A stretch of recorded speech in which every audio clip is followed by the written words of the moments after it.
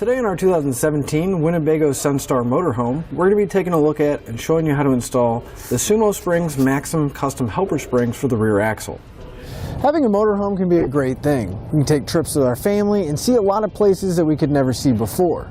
But one thing that a lot of people don't talk about and don't think about is the suspension and how their motorhome is going to drive.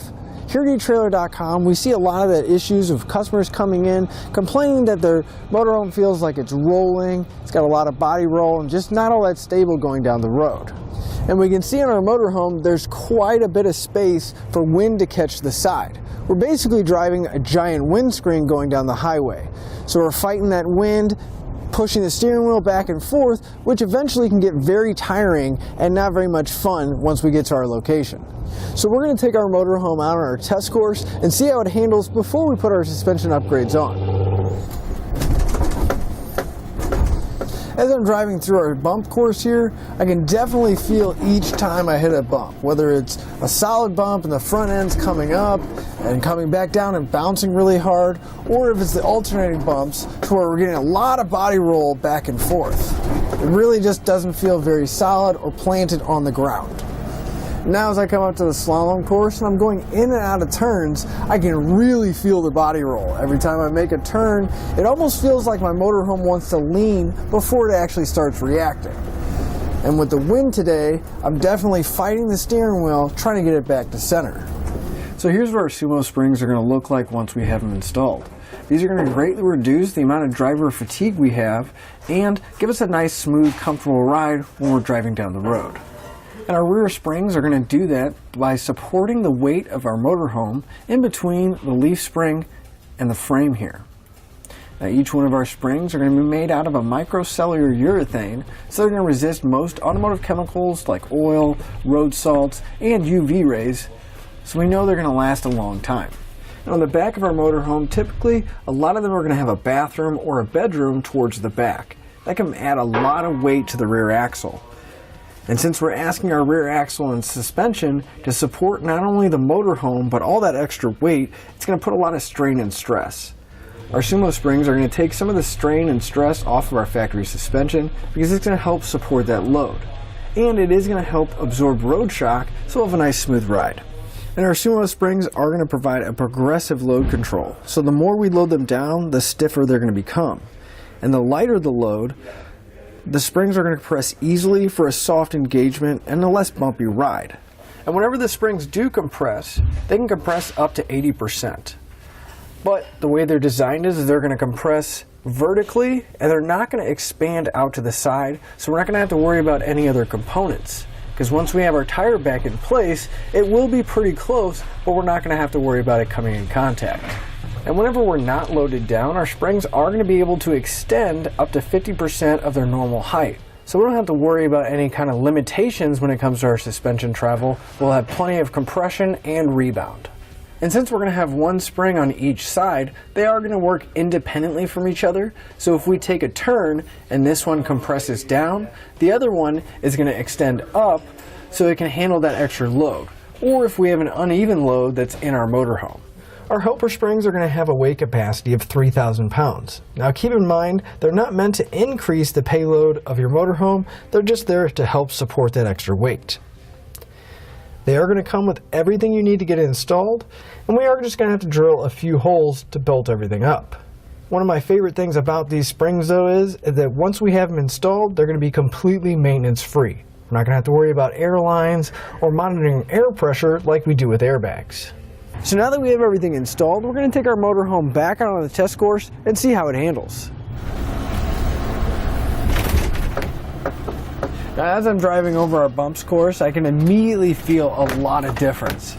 Don't get me wrong, there's still a little bit of roll, just naturally it's going to happen, but it's a lot more stable and it feels a lot more controlled, and the rebound isn't having the motorhome go up as high.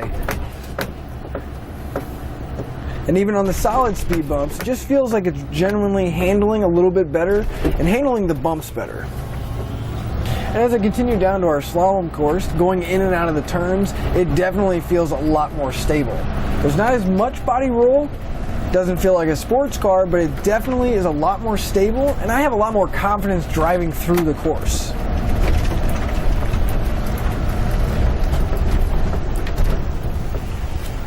To begin our installation, we want to lift up the rear end of our motorhome.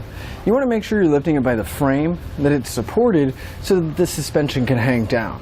We'll go ahead and remove our tires so we can have room to work right in this area. Now we can start assembling our spring. So we'll grab the spring out of the box along with the upper bracket.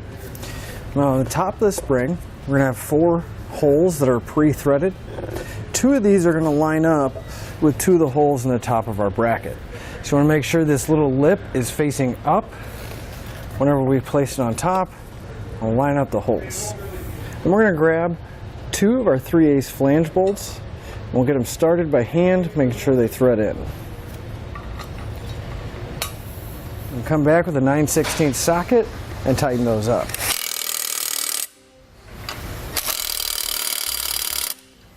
Now we're going to take our assembly and we're going to flip it upside down. And we're going to have 1 threaded hole on the bottom. And we want to go ahead and grab our lower bracket. Now there's going to be a notch right here and a hook. The notch needs to go towards the front of our motorhome and the hook needs to go towards the back. So we'll lay it on top of our spring. Again, grab one of those 3/8 flange bolts. Get it started by hand and tighten it up with the 9/16. That way when we put it in place, we know that that notch is going to be towards the front because this is going to sit directly against the frame. So now we're going to take our entire spring assembly and that hook right here is going to land right on the inside of our front U-bolt. And then the notch in the front is going to go around our leaf springs. Now on our lower bracket, you'll notice that we're going to have a square hole that's going to be on the outside of our leaf springs as well as on the inside of the leaf spring. We're going to grab 2 of our carriage bolts. We're going to drop them down. And since the spring is already in there, it may take a little bit of wiggling around to get the bolt to drop down through.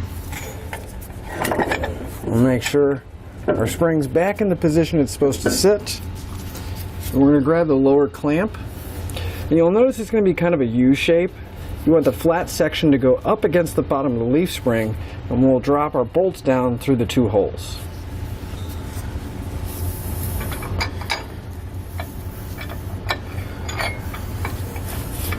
And because of where our brake caliper is, you want to make sure that that notch right here is on the side by our brake caliper. And we're going to secure it down with 2 3/8 flange nuts. So for now, we'll just get them loosely started. That way we know the bracket won't fall down and the spring will help keep it in place. I'm going to come back with a 9/16 socket and I'm going to tighten up my 2 carriage bolts.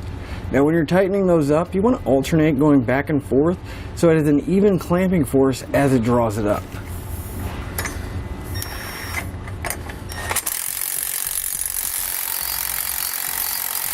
Now the lower half in a secure position and it's not going anywhere, the top half can still move. Well, we're going to need to make a few marks. So we're going to come to this bottom hole on each side of our side plates. I'm going to make a mark going across right in the center of that hole going towards the outside. We'll use that as our reference point because we're going to measure on the frame here, and we can either measure from the top down 4.5 inches or measure from the bottom up 4.5 inches. So coming from the top of the frame, if we come to 4.5, I'll make a mark. We'll do that on both sides. And since our suspension is hanging because our vehicle is lifted by the frame, we're going to need to lift the axle up until the mark we made in our side plate reaches the mark that we made on the frame. Now I'm just going to be using a floor jack, putting it right underneath the hub and lifting up, but again you want to make sure that jack stands are in place and that your vehicle is safely lifted to begin with. So if you notice that one line is meeting up and the other line's above the other one, it's probably because we just need to kind of level out our spring to where it sits nice and even, and you just kind of have to play with the height adjustment until you get both lines to line up.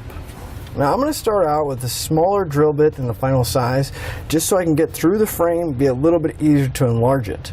But before you start drilling, you always want to double check behind the frame and anywhere you're drilling so we don't drill into any lines or any electrical wires.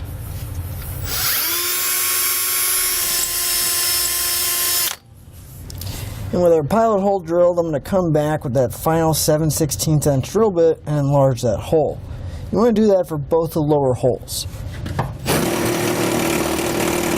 Now once both lower holes are drilled out, we're going to take our 3/8 flange bolts, we're going to pass it through the bracket, through the frame, and we'll go on the other side and we're going to secure it down with a 3/8 flange nut. I'm going to come back with a 9/16 socket and wrench, and I'm going to tighten up the hardware, making sure everything's secure. We can go ahead and drill out the middle hole on both sides.